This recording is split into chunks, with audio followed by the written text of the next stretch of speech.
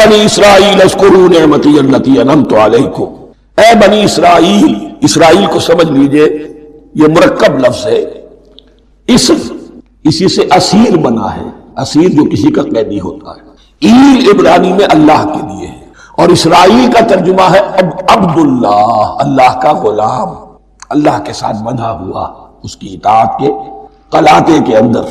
تو یہ اسرائیل یہ لقب ہے حضرت یعقوب علیہ السلام کا۔ ان کے 12 بیٹے تھے، 12 بیٹوں سے جو نسل چلی وہ بنی اسرائیل ہے، انہی میں حضرت موسیٰ کی بعثت ہوئی اور تورات انہیں دی، پھر یہ ایک بہت بڑی امت بنے۔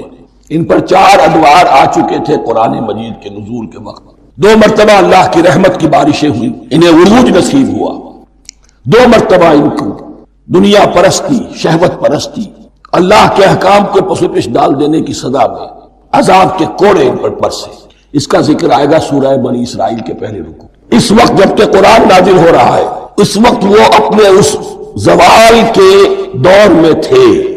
حال یہ تھا کہ حضور صلی اللہ علیہ وسلم کی بعثت سے پہلے ہی 2nd ٹیمپل بھی شہید کیا جا چکا تھا، گرایا جا چکا تھا۔ حضرت سلیمان نے جو بنایا تھا ہیکل سلیمانی، جس کو یہ 1st ٹیمپل کہتے ہیں، اسے نیبوکدنیزر نے گرا دیا تھا حضرت مسیح سے بھی کئی سو سال پہلے۔ لیکن اس کے بعد پھر یہ رومنز نے سن 70 عیسوی میں حضور کی ولادت سے 500 برس پہلے ان کا یہ یروشلم تباہ و برباد ہوا، اس میں لوگوں کو قتل کیا گیا، قتل عام ہوا، اور 2nd ٹیمپل جو ہے وہ بھی گرا دیا گیا، جو اب تک گرا پڑا ہوا ہے۔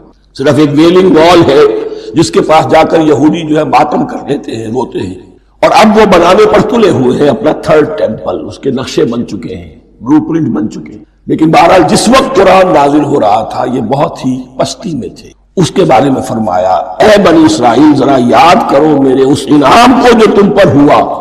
وہ انعام کیا ہے؟ میں نے تمہیں اپنی کتاب دی، نبوت سے سرفراز فرمایا، اپنی شریعت تمہیں عطا فرمائی، تمہیں تمہارے اندر داؤد اور سلیمان جیسے بادشاہ اٹھائے، جو بادشاہ بھی تھے نبی بھی تھے۔ وَأَوْفُوا بِعَهْدِي، اور میرے وعدے کو پورا کرو تاکہ میں بھی اپنے وعدے کو پورا کروں۔ یہ وعدہ ہے جو کتاب استثناء جو ہے اولڈ ٹیسٹمنٹ کی، ڈیوٹرانومی، اس کے 18ویں باب کی آیت نمبر 18-19 میں حضرت موسیٰ سے خطاب کر کے اس میں اللہ نے یہ الفاظ فرمائے، میں ان کے بھائیوں میں سے تیرے مانند ایک نبی برپا کروں گا اور اس کے منہ میں اپنا کلام ڈالوں گا، اور وہ وہی کچھ بتائے گا جو میں اس سے کہوں گا۔ یہ گویا کہ حضرت موسیٰ علیہ السلام کی امت کو بتایا جا رہا تھا کہ نبی آخر الزمان آئیں گے اور تمہیں انہیں قبول کرنا ہے۔ قرآن مجید میں اس کا بڑا تفصیلی ذکر سورہ اعراف میں آئے گا انشاءاللہ، لیکن یہاں فرمایا اوفوا بعہدی اوف بعہدکم، تم میرا عہد پورا کرو، میرے اس نبی کو تسلیم کرو، اس پر ایمان لاؤ، اس پر کی صدا پر لبیک کہو، تو میں تمہیں میرے انعام و اکرام اور بڑھتے چلے جائیں گے۔ وَإِيَّايَ فَارْهَبُونِ، اور صرف مجھ سے ڈرو۔ وَآمِنُوا بِمَا أَنزَلْتُ مُصَدِّقًا لِمَا مَعَكُمْ، اور ایمان لاؤ اس پر جو میں نے نازل کیا ہے، جو تمہارے پاس جو تورات ہے اس کی تصدیق کرتے ہوئے آیا ہے۔ اس کے 2 معنی ہیں، ایک تو قرآن تصدیق کرتا ہے تورات کی اور انجیل کی، فیہا ھدی ونور، فیہ ھدی ونور، اور دوسرے یہ کہ قرآن اور محمد صلی اللہ علیہ وسلم ان پیشین گوئیوں کے مصداق بن کر آئے ہیں جو تورات میں تھی، ورنہ وہ پیشین گوئیاں جھوٹی ثابت ہوتی۔ ان کے مصداق کون ہے؟ قرآن اور محمد صلی اللہ علیہ وسلم، یہ دونوں معنی اس کے ہیں۔ وَآمِنُوا بِمَا أَنزَلْتُ مُصَدِّقًا لِمَا مَعَكُمْ وَلَا تَكُونُوا أَوَّلَ كَافِرٍ بِهِ، اور دیکھو تم ہی سب سے پہلے ان کا کفر کرنے والے نہ بن جاؤ۔ تمہیں تو سب کچھ معلوم تھا، تم تو منتظر تھے، تم تو آخری نبی کے انتظار میں تھے اور ان کے حوالے سے دعائیں کیا کرتے تھے کہ اللہ اس نبی آخری زمان کے واسطے سے ہماری مدد فرما اور کافروں کے مقابلے میں ہمیں فتح عطا فرما۔ یہ آئے گا آگے چل کر اسی سورہ بقرہ کے اندر۔ لیکن اب تم ہی سب سے بڑھ کر کافر ہو گئے، تم ہی سب سے بڑھ کر دشمن ہو گئے۔ وَلَا تَكُونُوا أَوَّلَ كَافِرٍ بِهِ وَلَا تَشْتَرُوا بِآيَاتِي ثَمَنًا قَلِيلًا، اور دیکھو میری ان آیات کے عوض حقیر سی قیمت قبول نہ کرو۔ یہ آیات الہیہ ہیں، ان کو رد کر رہے ہو کس لیے؟ ہماری مسندیں، ہماری حیثیت، ہماری چودراہٹیں، کہیں ان پر کوئی آنچ نہ آ جائے۔ حقیر سی چیزیں، یہ صرف اس دنیا کا سامان ہے، اس کے سوا کچھ۔ وَلَا تَشْتَرُوا بِآيَاتِي ثَمَنًا قَلِيلًا وَإِيَّايَ فَاتَّقُونِ، اور صرف مجھ سے تقوی اختیار کرو، میرا تقوی اختیار۔ وَلَا تَلْبِسُوا الْحَقَّ بِالْبَاطِلِ وَتَكْتُمُوا الْحَقَّ وَأَنْتُمْ تَعْلَمُونَ، اور نہ گڈمڈ کرو حق کے ساتھ باطل کو، اور اور چھپاؤ حق کو ذرا حالے کہ تم جانتے ہو. یہ بات اچھی طرح نوٹ کر لی. جانتے بوجھتے کرنا، ایک ہے مغالطے میں کرنا، وہ ضلالت ہے، گمراہی ہے. ایک جان بوجھ کر کرنا، حق کو پہچان کر اسے رد کرنا، یہ پھر اللہ تعالیٰ کے غضب کو دعوت دینا ہے. ریت آف اللہ، اس کی غضب کو دعوت دینا ہے کہ حق کو پہچان کر اس کی رد. وانتم تعلمون. علماء یہود قرآن مجید میں آگے چل کر آئے گا ایسے پہچانتے تھے محمد کو اور قرآن کو جیسے اپنے بیٹوں کو. یعرفونہ کما یعرفون ابناہم، ایسے پہچانتے جیسے اپنے بیٹوں. واقیموا الصلاۃ وآتوا الزکاۃ، دیکھو نماز قائم کرو، زکوٰۃ ادا کرو. وارکعوا مع الراکعین، اور جھکنے والوں کے ساتھ جھکو. یہ اول تو رکوع کو انہوں نے اپنے ہاں سے خارج کر دیا تھا، ثانیاً باجماعت نماز ان کے ہاں ختم ہو گئی تھی. وارکعوا مع الراکعین، جماعت باجماعت نماز کی طرف اشارہ ہے. اتامرون الناس بالبر وتنسون انفسکم، کیا تم لوگوں کو نیکی کا حکم دیتے ہو، تقویٰ کی، پارسائی کی تعلیم دیتے ہو. میں کہہ رہا ہوں نا کہ اصل میں مخاطب کون ہے؟ علماء یہود. اس آیت سے ثابت ہو گیا عالم ہمارا بھی جب بھی کھڑا ہوگا اونچے سے اونچا واز کہے گا، اعلیٰ سے اعلیٰ بات کہے گا. اکثر و بیشتر کا حال یہ ہے کہ ان کا اپنا کردار دیکھیے تو کوئی مناسبت ہی نہیں اس سے جو وہ بات کہہ رہا ہے.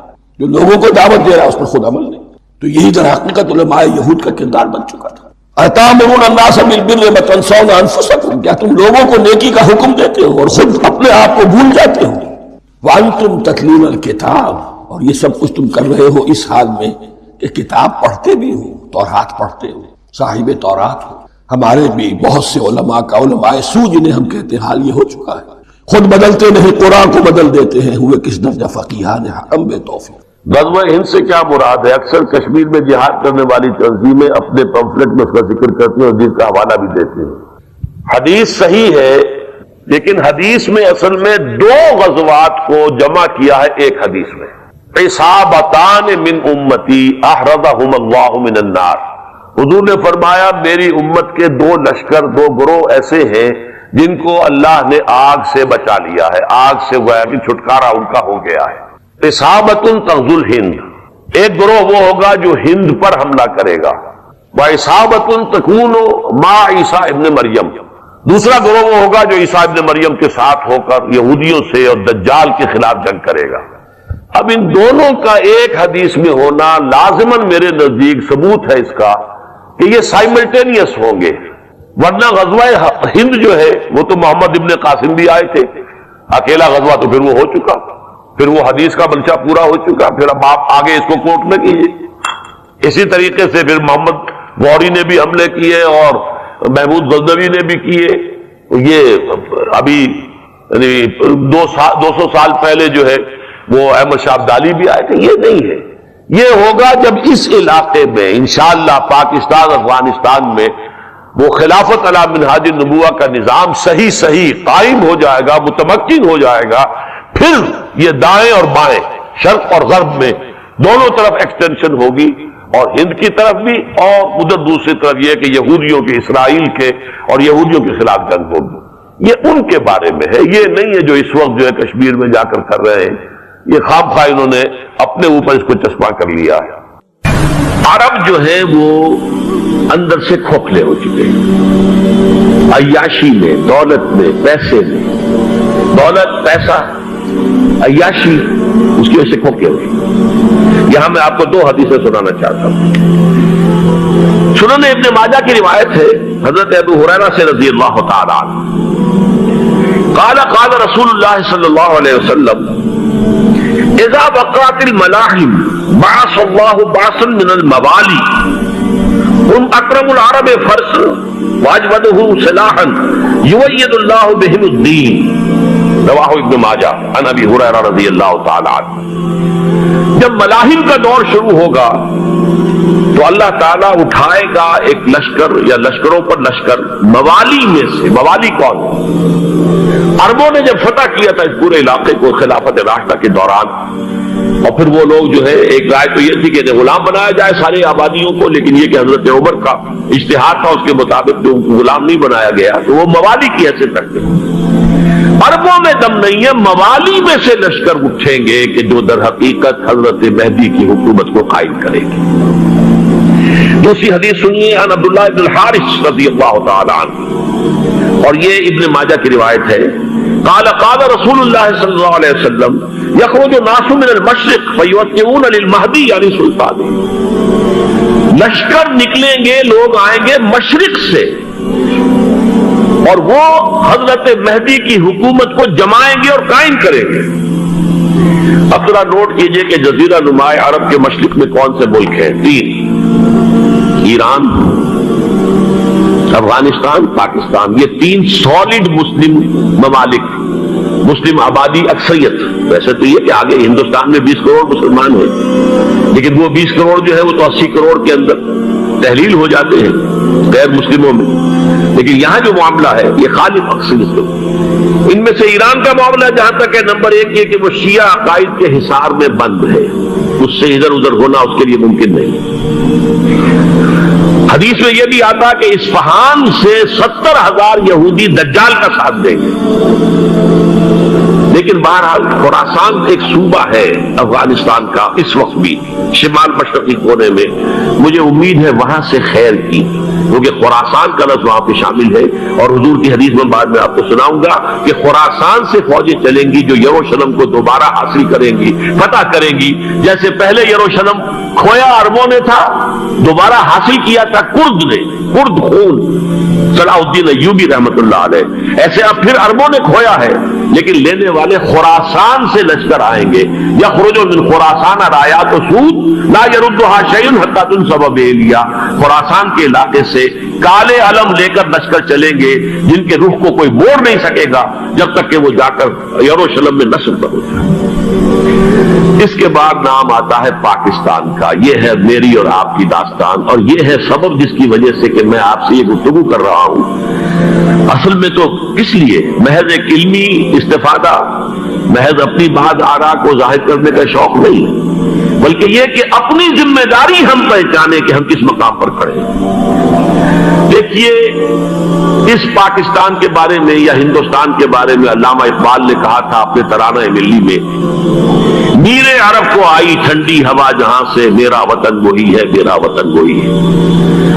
اور مجھے بتایا گیا کہ سنن ابی داؤد میں یہ روایت موجود ہے کہ حضور نے فرمایا کہ ہندوستان کی طرف سے مجھے ٹھنڈی ہوا آتی، اگرچہ مجھے وہ حدیث ابھی نہیں ملی ہے، لیکن حزب التحریر کا ایک کارڈ مجھے ملا تھا، اس میں اس حدیث کا اور اس میں ابن داؤد ابو داؤد کی روایت کا حوالہ موجود تھا۔ لیکن میں جو چیز آپ کو بتا چکا ہوں وہ یہ کہ الف ثانی کا پورا تجدیدی کارنامہ اس ہندوستان کی سرزمین میں ہوا۔ مجدد الف ثانی شیخ احمد سرندی، شاہ ولی اللہ دہلوی، سید احمد بریلوی، وہ تو ہمارے پاکستان میں آ کر جو ہے ان کا خون جذب ہوا ارض پاکستان میں۔ پھر شیخ الہند مولانا محمود حسن، تحریک خلافت چلی تو صرف ہندوستان میں چلی اور کہیں نہیں چلی۔ آزادی کی تحریک چلی پوری دنیا میں، وہ نیشنلزم کی بنیاد پر چلی، ملے نیشنلزم، عرب نیشنلزم، ترک نیشنلزم، ہمارے ہاں چلی تو اسلام کے نام پر پاکستان کا مطلب کیا، لا الہ الا اللہ۔ پھر پاکستان قائم ہوا معجزے کے طور پر، بلکہ نازل ہوا ہے لیلۃ القدر میں، انا انزلناہ فی لیلۃ القدر، جیسے قرآن نازل ہوا لیلۃ القدر میں، یہ پاکستان بھی نازل ہوا لیلۃ القدر میں۔ اس کا برقرار رہنا ابھی تک معجزہ ہے۔ ہندو یہ سمجھتا تھا، کانگریس سمجھتے تھے کہ جھٹپٹ ختم ہو جائے گا۔ پھر یہ کہ اس کا قرارداد مقاصد کا پاس ہو جانا، مزید بھی اور اضافی دفعات دستور میں آ جانا، اب کمرشل انٹرسٹ کو ربا قرار دے کر حرام قرار دینا، یہ سارے لینڈ مارکس ہیں کہ جو اشارہ کر رہے ہیں کسی چیز کی طرف، معاملہ کدھر جا رہا ہے۔ پھر یہ کہ یہ جو 14ویں صدی کے مجدد تھے شیخ الہند، اس کے بعد سے کچھ ایسی شخصیتیں عظیم پیدا ہوئی ہیں ہند میں، جن کو میں سمجھتا ہوں کہ 14ویں صدی کے مجدد اور 15ویں صدی کے مجدد کے درمیان، یہ 15ویں صدی کے مجدد کی راہ کو سیدھا کرنے والے، جیسے کہ حضرت یحییٰ نے کہا تھا میں تو آنے والے کا راستہ سیدھا کر رہا ہوں حضرت عیسیٰ کے لیے، ایسے ہی 15ویں صدی کے لیے امام مہدی کے لیے راستہ صاف کرنے والے سب سے پہلے علامہ اقبال، جنہوں نے اسلام کا تصور دین کی حیثیت سے دوبارہ زندہ کیا ہے، ورنہ اسلام ایک مذہب کی شکل اختیار کر چکا تھا۔ پھر مولانا مودودی، مولانا ابوالکلام آزاد حکومت الہیہ کے نعرے کے ساتھ میدان میں آئے۔ یہ اقبال نے جو تصور پیش کیا تھا اس پر عملی جدوجہد کے لیے حزب اللہ قائم ہوئی۔ نوٹ کر لیجئے 11 برس کا فرق ہے عمر کا علامہ اقبال کے اور ابوالکلام کے، اور 1913 میں جب حزب اللہ قائم کی ہے اس وقت علامہ اقبال کی ملی شاعری اپنے عروج کو پہنچ چکی تھی۔ پھر یہ کہ علامہ اقبال کے بعد تعبیل جو ہے اس کام کی وہ ابوالکلام نے کی، لیکن روایتی علماء کی شدید مخالفت کی وجہ سے وہ بدل ہو کر چھوڑ گئے، کانگریس میں شامل ہو گئے، بساط جو ہے حزب اللہ کی انہوں نے لپیٹ دی۔ پھر مولانا مودودی آئے، انہوں نے وہ ڈور جو ہے اس کا سرا تھاما، جماعت اسلامی قائم کی حکومت الہیہ ہی کے قیام کے لیے، اگرچہ میرے نزدیک یہ کہ وہ انتخابی اور ایک قومی سیاست کی ایک جماعت بن کر پاکستان میں جو ہے دلدل میں پھنس گئی ہے۔ اب ہم اس کی کوشش کر رہے ہیں، تنظیم اسلامی اور یہ تحریک خلافت جس کے تحت یہ جلسہ ہو رہا ہے، یہ ساری چیزیں وہ ہیں کہ آپ کو سوائے پاکستان کے اور کہیں نہیں ملیں گی پوری دنیا میں۔ معلوم ہوتا ہے کہ پاکستان کو بہت بڑا رول پلے کرنا ہے اس میں، اور اس کے ساتھ اب جمع کر لیجئے افغانستان کی عمارت افغانستان، اسلامی عمارت افغانستان قائم ہو چکی ہے۔ یہ پچھلے 20 سالوں میں جو کچھ وہاں ہوتا رہا ہے اس سے پہلے تصور نہیں ہو سکتا۔ کابل جو ہے وہ تو جیسے پیرس کا تمدن تھا ویسے کابل کا تھا، وہی لباس، وہی اسکرٹس۔ یہاں جب آئے تھے شاہ ساحل ظاہر شاہ سرکاری دورے پر تو ان کی جو ملکہ صاحبہ تھی ان کے ساتھ اسکرٹ میں ملبوس تھی۔ کابل جو ہے وہ بالکل ایک پیرس کی طرح کا شہر تھا۔ آج کابل جو ہے جا کر دیکھیے، علامہ اقبال کے فرزند بھی دیکھ کر آئے ہیں، تو اگرچہ وہ خود میں سمجھتا ہوں کہ خاصے انہیں آپ لبرل کہے، آزاد خیال کہے، لیکن اس درجے متاثر ہو کر آئے تھے کہ انہوں نے یہ کہا افغانستان میں جو میں نے حالات دیکھے ہیں کہ اگر 2-4 اور مسلمان ملکوں کے اندر یہ نظام قائم ہو جائے تو پوری دنیا مسلمان ہو جائے گی۔ یہ سب کچھ کیسے ہو رہا ہے؟ یہ آنے والے دور کی جھلکیاں ہیں۔ Coming events are casting their shadows before. یہ سب بتا رہے ہیں کہ پاکستان افغانستان کو مل کر اس میں کوئی عظیم رول پلے کرنا ہے، اور اس کے ضمن میں اب میں علامہ اقبال کے بارے میں آخری بات کہہ رہا ہوں۔ علامہ اقبال کے بارے میں عام یہ خیال ہے، انہوں نے اپنے خطبات میں مہدی کا اور نزول مسیح کا، حالانکہ میں کل پڑھ رہا تھا مولانا سعید احمد اکبر آبادی رحمۃ اللہ علیہ کا ایک مقالہ ان کا کہ علامہ اقبال نے ابن خلدون کے بارے میں یہ کہا ہے کہ مہدی کا اور نزول عیسیٰ کا دونوں کا انہوں نے انکار کیا ہے، حالانکہ ابن خلدون نے نزول عیسیٰ کا انکار نہیں کیا، صرف مہدی کا انکار کیا ہے۔ بہرحال علامہ اقبال نے خطبات میں انکار کیا ہے، لیکن یہ کہ اپنی شاعری کے اندر میں چیلنج کرتا ہوں کسی بڑے سے بڑے اقبال شناس کو، ان کا یہ شعر ذرا سنیے: خضر وقت از خلوت دشت حجاز آید برو، کارواں زی وادی دور و دراز آید برو۔ خضر وقت، امام وقت، رہنماء وقت، قائد وقت، خلوت دشت حجاز، حجاز کی صحرا کی کسی خلوت گزینی سے نکل کر باہر آئیں گے۔ میں حیران ہوتا ہوں علامہ کے اس فکر پر اور اس مصرے پر۔ یہاں انہوں نے شیعہ اور سنی دونوں کے کانسیپٹ جمع کر دیے۔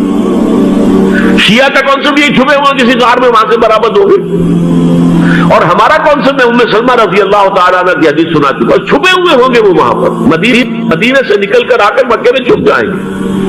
اس خانہ جنگی کی حالت میں لوگ ان کی طرف دیکھ رہے ہوں گے، سوچتے ہوں گے انہیں میدان میں آنا چاہیے، کوئی پارٹ پلے کرنا چاہیے، امت کی رہنمائی کرنی چاہیے، لیکن وہ چھپیں گے، وہ کارے ہوں گے، وہ اس ذمہ داری کو قبول نہیں کرنا چاہیں گے، جا کے چھپ جائیں گے مکے میں، وہاں سے مکے والے انہیں نکالیں گے، اور وہ کارے ہوں گے، انہیں بالکل یہ پسند نہیں ہوگا کہ یہ ذمہ داری اٹھائیں۔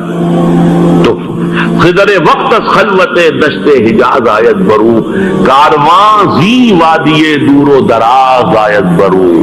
کارواں جو چلے گا ان کی مدد کے لیے اس وادی دور و دراز، اس زی عظیم وادی دور و دراز، یہ وادی سندھ ہے۔ وادی سندھ جو ہے ہم سمجھتے ہیں کہ صرف یہ پاکستان اور پنجاب جو ہے یہ اس میں شامل ہے، سندھ اور پنجاب نہیں، افغانستان کا پورا مشرقی علاقہ اس میں شامل ہے۔ جیسے دریائے جیلم سندھ میں جا رہا ہے، جیسے دریائے گلگت سندھ میں آ کر ملتا ہے، جیسے دریائے چناب اور راوی اور جیلم اور یہ سب جا رہے ہیں اور آ رہے ہیں، اسی طرح دریائے کابل کہاں سے آ رہا ہے، دریائے گومل کہاں سے آ رہا ہے، کوچی کہاں سے آ رہا ہے، یہ سارا جو ہے ڈرین جو ہو رہا ہے ایسٹرن جو ہے پارٹ آف افغانستان، یہ سب وادی ہے. اس وادی کے یہ دو حصے ہیں. ایک حصہ جو ہے یہ ادھر پاکستان میں ہے اور اسی وادی کا دوسرا حصہ جو ہے وہ افغانستان میں ہے. کارواں زی وادی دور و دراز آیت برو، کارواں چلے گا یہاں سے. یخرج ناس من المشرق یؤتون للمہدی، یعنی سلطان ہی مشرق سے فوجیں چلیں گی کہ جو مہدی کی حکومت قائم کرے گی. اور یخرج من خراسان رایات و سود، اور خراسان سے سیاہ پرچم چلیں گے کہ جن کا رخ کوئی موڑ نہیں سکے گا، حتیٰ تنصب بیلیا، یہاں تک کہ وہ جا کر یروشلم کے اندر دفن ہو جائے گی. حضرات، میں ایک میری گفتگو کا حصہ باقی تھا لیکن میں اسے چھوڑ رہا ہوں، اس لیے کہ گلوبلائزیشن جو اس کی ہوگی، جو خلافت علی منہاج النبوہ کی تجدید کامل حضرت مہدی کے ہاتھوں عرب میں ہوگی، اس سے پہلے اس کے لیے محنت، کوشش، جد و جہد پاکستان اور افغانستان میں ہو چکی ہوگی جو اسے سپورٹ کرے گی اور وہاں جا کر حکومت قائم کرے گی. اس کے بعد گلوبلائزیشن کا جو مرحلہ اس کا ہے وہ حضرت مہدی کے ہاتھوں نہیں ہے، وہ حضرت عیسیٰ ابن مریم ان کے نزول کے بعد ہے، جن کے نزول کے بعد دجال کا خاتمہ ہوگا اور یہودیوں کا استحصال ہوگا. مسلمانوں پر بھی بڑی تکالیف عربوں پر آئیں گی، شدائد آئیں گے، لیکن یہ وہ میں حصہ جو اپنی گفتگو کا آج چھوڑ رہا ہوں اس لیے کہ میں دیکھ رہا ہوں کہ بعض حضرات کا صبر کا پیمانہ اب لبریز ہو رہا ہے، تو میں اس حصے کو پھر ملتوی رکھتا ہوں کسی دوسری محفل اور کسی دوسری مجلس اور نشست پر. لیکن یہ کہ امام مہدی کی حکومت قائم کرنے کے لیے کون لوگ آئیں گے؟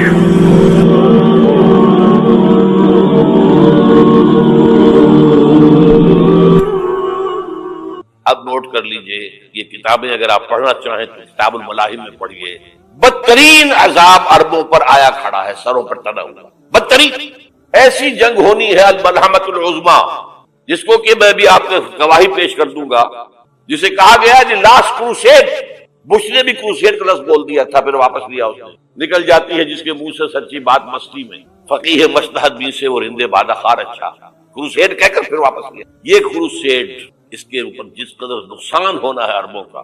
گریٹر اسرائیل بنے گا، یہ عراق، شام، اردن، سعودی عرب کا کچھ شمالی علاقہ، ترکی کا جنوبی علاقہ، مصر کا صحرائے سینا، اور اس کے ساتھ ہی جو بہترین اس کا زرخیز ترین علاقہ ڈیلٹا آف نائل، یہ سب یہودیوں کے قبضے میں جائے. اس کو حدیث میں کہا گیا الملحمۃ العظمیٰ. عیسائی 80 علم لے کر ہے مسلمانوں تم پر حملہ آور ہوں گے، اور ہر علم کے نیچے 12,000 فوج، 9.5 لاکھ فوج. یہ نیٹو کی تیاری کس کے لیے ہو رہی ہے؟ جب یو ایس ایس آر کا خاتمہ ہوا تو پوچھا گیا تھا نیٹو چیز سے، اب کس لیے؟ تمہارا وہ دشمن تو ختم ہو گیا. اب ہمیں اسلامک فنڈامنٹلزم سے نمٹنا ہے. وہ جانتے ہیں خطرہ یہی ہے. اب اسلام ابھر سکتا ہے، مسلمانوں کے سینوں کے اندر وہ آگ ہے، اوپر خاکستر آ گیا ہے، تمہیں اٹھانا بیٹھنا. یہ اندر تو انگارہ ہے، اوپر سے راکھ ہے، اس سے دھوکہ نہ کھا جانا ان کے دلوں کے اندر. اور بش نے کہا تھا مسلمان چاہتے ہیں کہ ہسپانیہ سے لے کر انڈونیشیا تک نظام خلافت قائم کریں. اور میں حیران ہوا تھا کہ اس کمبخت کو ہسپانیہ کا خیال کیسے آ گیا. ہمیں تو کبھی آتا ہی نہیں، اب ہم تو بھول گئے. وہ تو 500 برس پرانی بات ہے جبکہ وہاں سے ہمیں نکال دیا گیا تھا. اگرچہ اقبال نے کہا تھا ہے ارض فلسطین پہ یہودی کا اگر حق، ہسپانیہ پر حق نہیں کیوں اہل عرب کا. ہسپانیہ میں تو 800 سال حکومت کی مسلمانوں نے، اور ابھی 500 برس ہی گزرے ہیں. یہودی تو ارض مقدس سے 2000 سال نکالے گئے. انہیں لا کے آباد کیا گیا، عربوں کے سینے میں خنجر بھونک دیا گیا. وہ چھوٹا سا جو چاہتا کرتا، کوئی پوچھنے والا نہ. امریکہ جیسے اپنے بیٹے کی حفاظت کرے ویسے کرتا. اور حضور نے فرمایا ہے وہ جنگ جب ہوگی تو ایک باپ کے اگر 100 بیٹے ہوں گے تو 99 ختم ہو جائیں گے، ایک بچہ. یہ حدیث صحیح. اور آپ نے فرمایا ویل للعرب من شر قد اقترب، عربوں کے لیے ہلاکت، عربوں کے لیے بربادی ہے اس شر سے جو قریب آئی. اور آج جس طرح انہوں نے ان کی تہذیب کو اختیار کر لی، دبئی جا کر دیکھیے، بدترین مغربی معاشرہ جو ہے وہ دبئی کے اندر ہم نے قائم کر کے دکھا. اب سعودی عرب اس راستے پر بڑھ رہا ہے، اور اس کے بعد نمبر 2 پر جو ہے ہم پاکستانی. لیکن میں اس کے وہ پہلی بات جو کہہ رہا ہوں وہ تو یقینی ہے، اس میں تو احادیث صحیحہ بڑھ. اگرچہ اس کے بعد پانسا پلٹے گا، پھر حضرت مہدی کا ظہور ہوگا، حضرت عیسیٰ کا نزول ہوگا، اور وہ گریٹر اسرائیل گریٹر گریو یارڈ بنے گا یہودیوں کا. ایک ایک یہودی قتل ہوگا اور دفن ہوگا. یہ بات میں ہونا ہے. میں پہلی بات کروں، وہ پانسا پلٹے گا جب پلٹے گا. ابھی جو سامنے ہے وہ کیا ہے؟ جس ملحمۃ العظمیٰ کہا حضور نے، جسے آرمگیڈون کہتے ہیں عیسائی. آرمگیڈون کی اگر کہیں جا کر آپ دیکھیں گے، آپ ڈکشنری میں مانی تو کیا لکھا ہے؟ A very big war which will be fought between the forces of evil and good before the end of this world. اس دنیا کے خاتمے سے پہلے خیر اور شر کی قوتوں کے درمیان بہت بڑی جنگ ہوگی. ارمجدون اسے کہتے ہیں عربی میں، اور آرمگیڈون اسے کہتے ہیں انگریزی. اور یہ بائبل کی آخری کتاب کے اندر جو اس میں کہ مکاشفات یوحنا، ریویلیشنز آف سینٹ جان، یہ تو میں کہہ رہا ہوں یقین کے ساتھ، اور زیادہ دور نہیں آیا چاہتا. اس لیے کہ یہودیوں کا اور عیسائی جو کنزرویٹوز ہیں، نیو کنزرویٹوز، ان کا 5 نکاتی ایجنڈا ہے متفق علیہ، جس کے تحت یہ جنگ صلیبی شروع کی گئی ہے. وہ سن لیجئے آپ. آرمگیڈون نمبر 1، گریٹر اسرائیل قائم ہو جانا اس کے نتیجے میں نمبر 2، مسجد اقصی اور قبۃ الصغریٰ کو گرانا نمبر 3، وہاں تھرڈ ٹیمپل، وہ مسجد جو حضرت سلیمان نے بنائی تھی 1000 قبل مسیح میں، پھر برباد کی تھی نیبوکدنیزر نے، دوبارہ بنائی گئی، پھر دوبارہ ختم ہوئی 70 عیسوی تک گری پڑی ہے. ان کا خانہ کعبہ گرا ہوا ہے 70 عیسوی سے لے کر آج تک. ایک دیوار ہے ویلنگ وال، جہاں جاتے ہیں، روتے ہیں، پیٹتے ہیں، ماتم کرتے ہیں، وہاں وہ بنے گا تھرڈ. لہذا اگرچہ وہ کسی کے ذریعے سے تکلیف آپ کو پہنچی، کسی نے آپ کو پتھر مارا ہے، وہ پتھر ہو سکتا ہے آپ کو نہ لگتا، لگ گیا ہے تو اللہ کے فیصلے سے لگا ہے. اس کا باپ بھی نہیں پتھر مار سکتا آپ کو اگر اللہ کا اذن نہ ہو. لہذا آپ پتھر مارنے والے کو بھی مجرم سمجھیے، ٹھیک ہے، اس سے بھی قصاص لینے کا آپ کو حق ہے، لیکن یہ جان لیجئے کہ جو آیا ہے پتھر وہ اذن رب سے آیا ہے. اب ظاہر بات ہے کہ اگر یہ کیفیت ہوگی تو غصہ اتنا نہیں ہوگا اس شخص پر کہ جس نے یہ کام کیا، بلکہ ہو سکتا ہے آدمی مسکرا کے رہ جائے. جیسے کہ وہ میں واقعہ سناتا رہا ہوں اپنے دروس میں کہ ایک درویش مرنش آدمی جا رہا تھا، جو رب کرے سو ہو، جو رب کرے سو ہو، جو رب کرے سو ہو. کسی شخص نے پتھر اٹھا کر دے مارا، اس کے سر پہ لگ گیا کہ اس نے پیچھے پلٹ کر دیکھا کس نے مارا. اس نے کہا مجھے کیا دیکھتے ہو، جو رب کرے سو ہو، یہ تو رب کے مارنے سے. اس نے کہا مجھے تو یہ پتھر رب کے مارے ہی لگا ہے، لیکن میں دیکھ یہ رہا تھا بیچ میں کس کا منہ کالا ہو گیا، اپنے لیے کس نے ایک گناہ کما لیا، اپنے لیے کس نے ایک مصیبت جو ہے وہ مول لے لی، وہ بیچ میں تم آ گئے ہو. پتھر اللہ کی طرف سے آیا ہے، لیکن اس کا عذاب، اس کا وبال تم پر آ جائے. بہرحال یہ تو میں نے عرض کیا آپ کے سامنے، وہ چیزیں کہ جو آ جاتی ہیں، وہ تکالیف، وہ مسائل جو اللہ کی طرف سے من جانب اللہ ہے، اس میں آپ کسی کو مورد الزام نہیں ٹھہرا سکتے، وہ آپ پر آ گیا.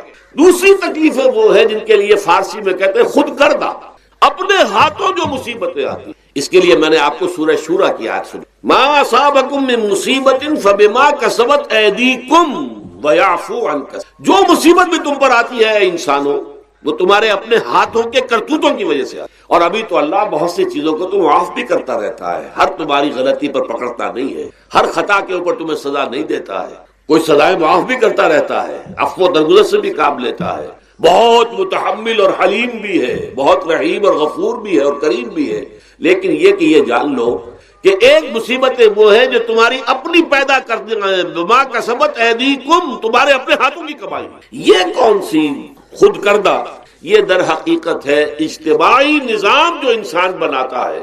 اس اجتماعی نظام کو غلط کر کے اگر اس نے اپنے لیے مصیبتیں کھڑی کر لی، مصیبت ہے لیکن یہ مصیبت تمہارے اپنے ہاتھوں کی لائی ہوئی، تم نے نظام غلط بنایا ہوا، تم نے دولت کی تقسیم غلط کی ہوئی ہے. اللہ نے تو رزق پیدا کر دیا اور سب کے لیے کافی ہے. یہ تم نے کیا ہے کہ ایک طرف کچھ لوگوں کے کھتے بھرے ہوئے ہیں اور ایک طرف کوئی فاقے سے مر رہا. یہ خود کردہ ہے، یہ ہمارا کبھی ہے، یہ تم نے نظام غلط بنایا ہے.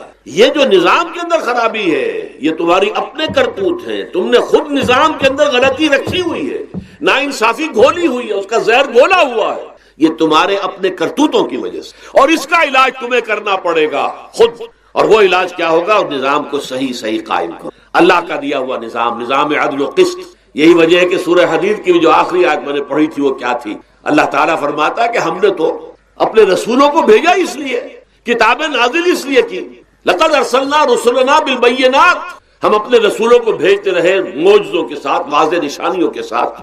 وانزلنا معهم الکتاب والمیزان، ان کے ساتھ ہم نے کتاب اتاری، میزان اتاری. یہ سارا کچھ ہم نے کس لیے کیا؟ لیقوم الناس بالقسط، لا، تاکہ لوگ عدل پر قائم. اب اگر تم نے اس عدل کے نظام کو چھوڑ کر اللہ کے دیے ہوئے نظام کو تج کر تم نے خود اپنا نظام بنا لیا، تو ظاہر بات ہے سرمایہ دار جب نظام بنائے گا تو وہ مزدور کے بارے میں نہیں سوچ، اسے تو اپنی مصلحتیں نظر آئیں گی، اس کے سامنے تو اپنا نفع ہوگا، جتنا زیادہ سے زیادہ نفع کما لو، جتنا ان مزدوروں کا خون نچوڑ سکو نچوڑ لو۔ زمیندار نظام بنائے گا تو وہ بیچارے کاشتکار مزارے ہاری اس کی مصلحت نہیں دیکھ سکتے، وہ تو کہے گا مجھے اپنے بچوں کو انگلستان بھیجنا ہے تعلیم کے لیے، مجھے اپنے لیے جو ہے اسلام آباد میں بھی بنگلہ بنانا ہے اور پری میں بھی بنانا ہے، اور پھر مجھے تو ایئر کنڈیشن بنگلے چاہیے ہر جگہ پر۔ وہ تو اپنے مصلحت کو دیکھے گا۔ وہ غریب کے ساتھ کیا بیت رہی ہے جو دن رات کی محنت اور مشقت کر رہا ہے، جس نے ہل چلایا ہے، جس نے بیج ڈالا ہے، جس نے پانی دیا ہے، جس نے فصل کی دیکھ بھال کی ہے، جس نے پھر فصل کاٹی ہے، اس کے لیے تو بمشکل 2 وقت کا گزارا، وہ بھی بمشکل، اور اس کے علاوہ نہ اس کے بچے کے لیے علاج معالجے کی کوئی سہولت ہے، نہ اس کی اولاد کے لیے تعلیم کی کوئی کا بندوبست، لیکن یہ کہ اسی کی محنت کے نتیجے میں عیش اڑا رہا ہے وہ زمیندار اور جاگیردار، ان کے محل ہیں، ایئر کنڈیشنڈ ہیں، ان کے بچے انگلستان اور امریکہ میں تعلیم حاصل کرتے ہیں، اب آگے بڑھ کر انہوں نے کارخانے دار بھی وہ بن گئے، وہی لوگ ہیں کہ جب اعلیٰ تعلیم حاصل وہ کرتے ہیں تو وہی بیوروکریٹس بنتے ہیں، انہی میں بڑے بڑے افسر آئیں گے۔ عام آدمی جو ہے وہ تو شاذ نکل آتے ہیں، کچھ لوگ بہت ذہین بچے بھی ہوتے ہیں، غربا کے بچے بھی ہوتے ہیں، کبھی کبھی نکل آتے ہیں، لیکن وہ تو کوئی 1-2 دانے ہوں گے ایسے جو بہت ہی انتہائی طور پر غیر معمولی طور پر ذہین ہو۔ عام بچہ کہاں کرے گا، کیسے جائے گا؟ لہذا وہ پیچھے رہ جائے گا، وہ جونیئر کلرک ہوگا یا بہت تیر مارے گا سینئر کلرک ہو جائے گا، اپر گریڈ کلرک ہو جائے گا، لوور گریڈ کلرک سے بڑھ کر اللہ اللہ خیر صلی اللہ۔ یہ کمشنر کون ہوں گے، ڈپٹی کمشنر کون ہوں گے، یہ تو ظاہر بات ہے اسی، سیکریٹری کون ہوں گے، یہ 22 گریڈ والے کون ہوں گے، 21 گریڈ والے کون ہوں گے، ان کی اکثریت انہی لوگوں میں سے ہوگی۔ اس حوالے سے یہ جو غلطی، یہ جو دکھ ہے، یہ دکھ تمہارا اپنا پیدا کر اور خود کردہ رہا، علاج نہیں، اس کا علاج اور کچھ نہیں ہے جب تک کہ تم خود اپنے طرز عمل کو نہیں بدلو گے۔ اب یہ جو دکھ ہے میں اس میں سے چند کو آپ کے سامنے گنوانا چاہتا ہوں۔ دیکھیے، سب سے پہلا دکھ جو دنیا میں انسان نے خود پیدا کیا سماجی سطح پر، یہ پیدائشی طور پر نیچ ہے اور یہ پیدائشی طور پر اونچ، یہ مسلی ہے اور یہ سید ہے۔ ہمارے ہاں تو پھر بھی اللہ کا فضل ہے کہ اتنا زیادہ فرق و تفاوت نہیں، ہندوؤں میں یہ شودر ہے اور یہ برہمن ہے، علم حاصل کرنا برہمن کا حق ہے، شودر کا حق ہی نہیں ہے۔ اور شودر کے کان میں اگر اشلوک بھی پڑ جائے کہیں بغیر ارادے کے، کہیں جا رہا تھا اور کہیں گیتا کے اشلوک ہو رہے تھے، اس نے سن لیے تو اس کی سزا کیا ہے؟ سیسا جو ہے اس کو پگھلا کر اور وہ اس کے کان میں ڈال دیا جائے تاکہ سماعت ہی ختم۔ دنیا میں یہ کس نے کیا بھائی؟ یہ خود انسان نے کیا، یہ ظلم انسان اپنے اوپر ڈھا رہا ہے، یہ اونچ نیچ اس نے خود بنائی ہے۔ ہمارے ہاں بھی ہے، اتنی نہیں ہے۔ مسلی کا کیا مقام ہے آپ کے معاشرے؟ سید کچھ بھی ہو، بدمعاش ہو، زانی ہو، سید ہے، اسے تو جھک کر اس کے گوڑے کو ہاتھ لگائیں گے، لیکن یہ کہ دوسرا شخص جو ہے مسلی کتنا ہی نیک ہو، بھلا ہو، پارسا ہو، وہ برابر جو ہے چارپائی پر بھی بیٹھنے کا حقدار۔ یہ ساری اونچ نیچ ہم نے پیدا، اللہ نے نہیں کیا۔ اللہ نے تمام انسانوں کو مساوی پیدا کیا۔ اللہ کے رسول یہ فرما کر گئے، لا فضل لعربی علی عجمی ولا لعجمی علی عربی ولا لأحمر على اسود ولا لأسود على احمر الا بالتقوى كلكم بنو آدم وآدم من تراب۔ دیکھو، کسی عرب کو کسی اجمی پر فضیلت نہیں ہے، کسی اجمی کو کسی عرب پر کوئی فضیلت نہیں ہے، کسی گورے کو کسی کالے پر فضیلت نہیں ہے، کسی کالے کو کسی گورے پر فضیلت نہیں ہے، الا بالتقوى۔ یہ اگر فضیلت ہے تقوی، کون خدا ترس زیادہ ہے، کس کے اخلاق زیادہ بلند ہیں، کون نیک اور پارسا زیادہ ہے، کون لوگوں کی خدمت زیادہ کرتا ہے، اس کے اعتبار سے درجہ بلند ہوگا۔ پیدائشی طور پر تمام انسان بالکل مساوی۔ پھر ہمارے معاشرے میں جو ظلم ہوتا ہے، 2 طبقات ہیں جو حضرات سورہ نساء پڑھتے ہیں، اس میں سب سے پہلے 2 طبقات جو کہ گرے ہوئے تھے اس معاشرے میں اور آج بھی گرے ہوئے، ایک یتیم اور ایک عورت۔ ان دونوں کے لیے ابتدائی سے سورہ نساء کے اندر جو ہے احکام آئے تو ان کے بارے میں آئے۔ یتیموں کو ان کا مال ہڑپ کر جانا، ان کو دھکے دینا۔ ارأیت الذی یکذب بالدین فذلک الذی یدعو الیتیم ولا یحض علی طعام المسکین۔ تم نے کبھی غور کیا اس شخص پر جو کہ جزا و سزا کا منکر ہے؟ وہی ہے کہ جو یتیم کو دھکے دیتا ہے۔ یتیموں پر ظلم ہوتا ہے، وہ آپ کے معاشرے میں پستے ہیں، پٹتے ہیں، ان کا کوئی والی وارث نہیں، ان کی طرف سے کوئی پوچھنے والا نہیں، کوئی بولنے والا نہیں۔ اور پھر یہ کہ اگر اس کا باپ کو مال چھوڑ گیا ہے تو وہ چچا کھا جائیں گے، کوئی اور ولی کھا جائیں گے، ختم کر دیں گے، ہڑپ کر جائیں گے۔ جس پر قرآن مجید کہتا ہے کہ ان الذین یاکلون اموال الیتامی ظلما انما یاکلون فی بطونہم نارا۔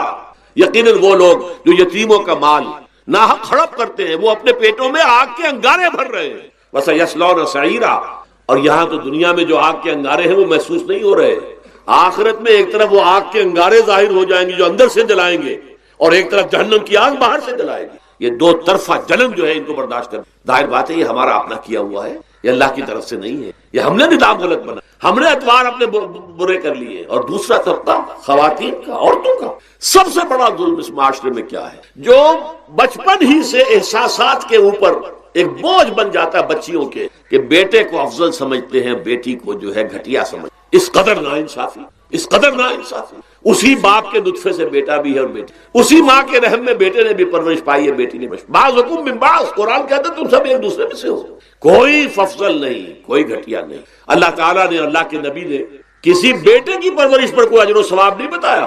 ہاں 2 یا 3 بیٹیوں کو پال پوس کر، تہذیب سکھا کر، پھر ان کی شادی کر کے ان کے گھروں میں پہنچا دیا، جنت کی ضمانت اللہ تعالیٰ دے رہا. اور سب سے بڑی بات یہ کہ سب سے زیادہ محبوب انسان حبیب اللہ محمد ہے صلی اللہ علیہ وسلم. اور محمد کو اللہ نے بیٹے نہیں دیے بھی تو لے لیے، بیٹیاں دی، 4 بیٹیاں دی. اور کتنی محبت کرتے تھے محمد صلی اللہ علیہ وسلم بیٹیوں سے، خاص طور پر حضرت فاطمہ سے. وہ تو آپ سیرت میں پڑھیے کتنی محبت، کس قدر محبت. سب سے چھوٹی تھی شادی سے. بہرحال پہلی بات تو یہ بچپن ہی سے وہ دعویٰ پڑھنا شروع ہو جاتا ہے بچیوں کے ذہنوں پر کہ ہم کو گھٹیا ہیں، ہمارے بھائی بڑیاں ہیں، ہمارے والدین جو ہیں ان سے زیادہ محبت کرتے ہیں، ہم سے نہیں کرتے. پھر شادی میں اکثر و بیشتر لڑکیوں کی مرضی کا کوئی خیال نہیں کیا. یہ ظلم ہے جو ہم کر، لڑکی کی مرضی کے بغیر، اس کے اذن کے بغیر، اس کی اجازت کے بغیر کوئی شادی نہیں. زبردستی وہ بھیڑ بکریاں نہیں ہے کہ جس کے ہاتھ چاہا آپ نے بیچ دیا. معاذ اللہ ثم معاذ اللہ ثم معاذ اللہ. یہ ضرور ہے کنواری بیٹی ہے تو اس سے صرف آپ نے پوچھا اور وہ خاموش رہی، بس یہ بھی کافی ہے. البتہ یہ کہ اگر کوئی سیبہ ہے جس سے پہلے نکاح ہو گیا تھا، بیوہ ہو گئی، یا پہلے شادی تھی ایک خلا لے لی، طلاق لے لی، یا طلاق ہو گئی، اس کو تو کہنا پڑے گا کہ ہاں مجھے کوئی اعتراض نہیں ہے اگر میری فلاں شخص سے شادی کا ہے، اس کے بغیر نکاح ہو نہیں سکتا. پھر ان سب کے اوپر سب سے بڑا ظلم، یہ تو اللہ تعالیٰ آپ کو توفیق دے تو دوسرا رکوع سورہ نساء کا پڑھیں، کتنی تاکید کے ساتھ احکام آئے ہیں. وراثت مما قل منہ او کثر، چاہے زیادہ مال کسی نے چھوڑا ہو چاہے تھوڑا سا چھوڑا ہو، لیکن وراثت کے احکام جو ہیں ان کو نافذ کرنا ہوگا. نصیبا مفروضا، یہ اللہ کی طرف سے حصے ہیں جو مقرر کر دیے گئے ہیں. لیکن ہمارے معاشرے میں کون ہے جو بیٹیوں کو دینے کو تیار ہو اور بہنوں کو دینے کو تیار ہو؟ مجھے تو حیرت ہوئی تھی، مالا کنڈ میں آپ کو معلوم ہوگا ایک دفعہ بڑی تحریک چلی تھی شریعت کے نفاذ کی. مولوی صوفی محمد صاحب بڑے نیک آدمی ہیں، بہت، اس میں کوئی شک نہیں. 80,000 کا مجمع لے کر، جلوس لے کر وہ چل پڑے تھے اسلام آباد کی طرف. جیسے ابھی اکرم آوان صاحب نے دھمکی دی تھی کہ 3 لاکھ میرے پاس ہیں، لیکن وہ 3 لاکھ میں سے وہ تو ان کے ہاں جمع جو ہوئے مشکل 5 سے 6 ہزار آدمی جمع ہوا تھا کوئی. لیکن یہ تو 80,000 کو مالا کنڈ سے لے کر اور دریا اٹک تک تو پہنچ گیا تھا. اللہ کا بندہ، 80,000 کا قافلہ وہاں روکا گیا. لیکن ان سے بھی جب میں نے جا کر بات کی کہ مولانا شریعت آپ نافذ کروانا چاہتے ہیں، لیکن کیا آپ بچیوں کو بھی وراثت کا حق دینے کو تیار ہیں؟ کیا نہیں، یہ تو رواج کا معاملہ ہے. میں نے کہا لا حول ولا قوت الا باللہ. اگر یہ رواج کا معاملہ ہے تو باقی چیزیں بھی رواج کی ہیں. پھر شریعت بدل چکی ہے، اب شریعت کا رواج نہیں رہا، ساری شریعت چھوڑ دیجیے آپ. لیکن ان کی نیکی کی بات ہے کہ پہلے توجہ کبھی ان کی ادب نہیں. لیکن میری یہ بات جو ہے ان کو لگ گئی ان کے دل. اگلی مرتبہ جب ان سے ملنے گیا تو انہوں نے کہا کہ اب میں نے بیعت لینی شروع کی ہے لوگوں سے کہ وہ اپنی بیٹیوں کو بھی حق دیں گے وراثت کے اندر. لیکن یہ کہ اس وقت تک انہوں نے کہا تھا ابھی کل 28 آدمیوں نے بیعت. وہ 80,000 سے بیعت یہ لینی آسان کام نہیں ہے. 80,000 کو جوش دلا کر شریعت کے نام پر لا کر ٹکرا دینا یہ آسان کام ہے، لیکن 80,000 سے یہ بیعت لینا کہ پورے شریعت پر عمل کریں گے یہ بہت مشکل. یہی تو وجہ ہے ہمارا قافلہ اگر سست گام ہے تو کیوں ہے؟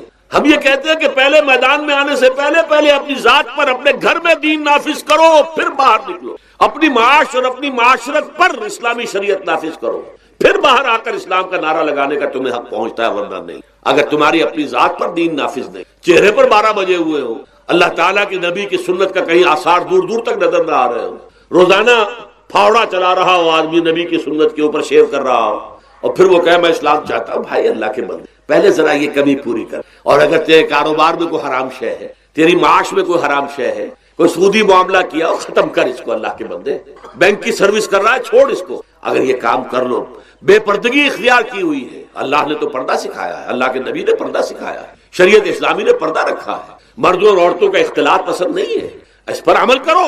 پھر آنا میدان میں، پھر دوسروں کی غلطی جو ہے بتانا اس کو کہ یہ تم غلط کر رہے ہو، مشرف تم یہ کر رہے ہو غلط کر رہے ہو، فلاں تم یہ کر رہے ہو غلط کر رہے ہو، نواز شریف تم یہ کر رہے ہو غلط کر رہے ہو.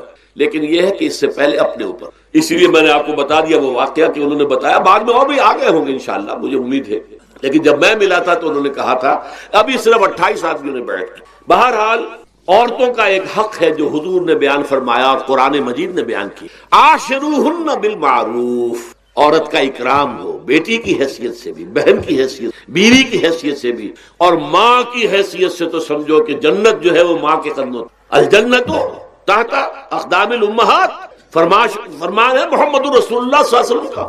لہذا اکرام، عورت کا اکرام، عورت کی بیٹی کی حیثیت سے، بہن کی حیثیت سے،